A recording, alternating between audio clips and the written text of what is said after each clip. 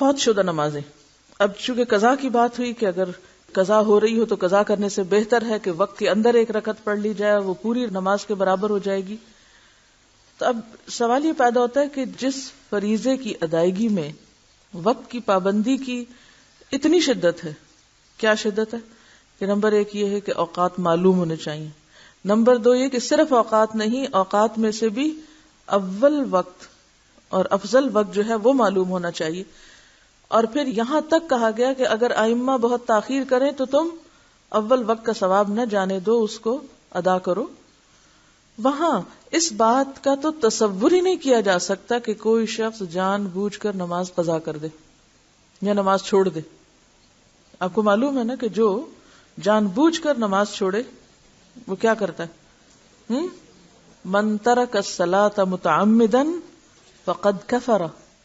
جس نے جان بوجھ کے نماز چھوڑ دی، بس ایسے سستی میں، ایسے غفلت میں، ٹال مٹول میں، فقد کفر، گویا اس نے کفر کیا. تو یہ کوئی معمولی جرم نہیں ہے. جس مسلمان کے پاس یہ حدیث پہنچ جائے وہ نماز قضا کرنے کا تو سوچ بھی نہیں سکتا. لیکن چونکہ انسان ہے، جان بوجھ کر نہ بھی وہ ایسا کرے تو بعض اوقات حالات اس طرح ہوتے ہیں کہ انسان ایسی سچویشن میں گرفتار ہو جاتا ہے کہ نماز چھوٹ جاتی، اور سو گیا، بھول گیا، جنون لاحق ہو گیا، ایسی دوائیاں کھا لی کہ جس سے آپ جاگ ہی نہیں پا رہے. یہ ساری سچویشنز ہیں نا. وہ کہتے ہیں نا رفع القلم عن 3، 3 لوگوں سے قلم اٹھا لیا گیا، اور اس میں کون کون ہے؟ سونے والا جب تک اٹھ نہ جائے، بچہ جب تک بالغ نہ ہو جائے، مجنون جب تک ہوش میں نہ آ جائے. اب ایسے اوقات میں جبکہ جان بوجھ کے نہ آپ سو جائیں، آپ کو پتا ہے کہ اذان ہوگی اور آپ جا کے سو جائیں، یا آپ کو پتا ہونے والی اذان اور وقت کم ہے اور آپ غفلت اختیار، یہ الگ بات ہے. آپ کو پتا ہے کہ نماز کا وقت آنے والا اور آپ بازار چل پڑے، یا گھر سے نکل پڑے کہیں جانے کو، جب آپ کو پتا ہے 10 منٹ میں اذان ہونے والی ہے تو آپ نماز پڑھ کے نکلیں 10 منٹ آگے کے اور پیچھے کا. الا یہ کہ آپ کی ایسی اپائنٹمنٹ ہے کہ جس میں آپ بالکل بے بس ہیں. آپ تو مسلمانوں کے ملک میں رہتے ہیں، الحمدللہ ہر شخص کو نماز کا احساس ہے، لیکن بعض لوگ ایسی جگہوں پر بھی رہتے ہیں کہ جہاں کچھ چیزیں ان کے اپنے بس میں یا اختیار میں نہیں ہیں. تو ایسی صورت میں پھر کیا ہو؟ اگر شدید مجبوری کی وجہ سے کچھ آگے پیچھے ہو گیا معاملہ، تو ایسی صورت میں پھر انسان پہلی فرصت میں نماز ادا کرے. وہ نماز جو وقت کے باہر ہوگی وہ قضا ہی ہوگی، فوت ہو گئی. اب فوت شدہ نماز جو ہے اس کا کیا کیا جائے؟ حضرت انس رضی اللہ عنہ روایت کرتے ہیں کہ رسول اللہ صلی اللہ علیہ وسلم نے فرمایا، من نسی صلاۃ فلیصلی اذا ذکر لا کفارۃ لها الا ذلک. جو شخص نماز بھول جائے یا سو جائے، بس اس کا کفارہ یہ ہے کہ جس وقت اسے یاد آئے یا بیدار ہو وہ اس نماز کو پڑھ لے. بھولنے کا علاج کیا؟ جب یاد آئے اسی وقت پڑھ لے، چاہے وہ عصر کے بعد غروب آفتاب سے پہلے تک کا وقت ہو. مثلا ظہر کی نماز میں ایسا ہو گیا، اب عصر پڑھ کے ساتھ ہی، چاہے آپ اس کو مکروہ وقت کہیں گے لیکن اس میں بھی پڑھ لے. اسی طرح کوئی شخص سویا ہوا تھا، سو کے اٹھے تو جو ہی اٹھے اسے پڑھ لے. اور اسی طرح کوئی اور مجبوری یا بیماری کہ جس کی وجہ سے وقت کے اندر وہ نہیں پڑھ سکا، تو جو ہی موقع پائے فوراً پڑھ لے. اس حدیث سے معلوم ہوا کہ اگر کوئی شخص نماز پڑھنی بھول جائے اور اس کا وقت گزر جائے تو جس وقت یاد آئے وہ اسی وقت پوری نماز پڑھ لے. اور اسی طرح اگر کوئی شخص سو جائے یا صبح آنکھ ہی ایسے وقت کھلے کہ سورج طلوع ہو چکا ہو تو جاگنے والے کو اسی وقت پوری نماز پڑھ لینی چاہیے، اور اس پر کسی قسم کا کفارہ نہیں ہے. نماز چھوڑنے کا کفارہ کیا ہے؟ نماز کی ادائیگی. قضاء عمری والے مسئلے کی شریعت میں کوئی اصل نہیں، لہٰذا یہ بدعت ہے. قضاء عمری کیا ہوتی ہے کہ انسان جان بوجھ کے غفلت سے نمازیں چھوڑتا چلا جائے کہ ابھی تو میں بہت مصروف ہوں، ابھی میں طالب علم ہوں، ابھی میرے بچے چھوٹے ہیں، ابھی میں جاب پر ہوں، کام ہے، اور جان بوجھ کے نمازیں ترک کرتا چلا جائے کہ جب میں حج کر لوں گا اور جب میں بوڑھا ہو جاؤں گا، پھر میں ریٹائر ہو جاؤں گا تو پھر اور تو کوئی کام نہیں، میں پچھلی نمازیں پوری کرتا رہوں گا. تو اس امید پر نمازیں چھوڑتے چلے جانا یا نماز کو اہمیت نہ دینا، اور پھر یہ سمجھنا کہ رمضان کے آخری جمعے میں 2 رکعت پڑھنے سے ساری زندگی کی نمازیں ہو جاتی ہیں، یا یہ کہ ہر نماز کے ساتھ پھر نمازیں ادا کرتے رہنے سے نمازیں ادا ہو جاتی، تو یہ طریقہ جو ہے اس کی سنت سے کوئی دلیل ہمیں نہیں ملتی. دیکھیے زمانہ جاہلیت میں جو قضا ہو گیا، اب وہ تو وقت نکل گیا. نماز کب فرض ہے؟ وقت کی پابندی کے ساتھ فرض ہے. اب جو بھول جائے یا سوئے ہوئے اٹھے تو اگلی نماز سے پہلے پڑھ لیں. یہی حکم ہے نا؟ یا کچھ اور پڑھا آپ نے؟ ابھی کیا پڑھا ہے؟ کیا؟ اس پورے چیپٹر کا خلاصہ میں آپ کو بتاتی ہوں. نمبر 1، ان الصلاۃ کانت علی المؤمنین کتابا موقوتا. نماز مومنوں پر وقت کی پابندی کے ساتھ فرض ہے. ہر نماز کا ایک وقت ہے.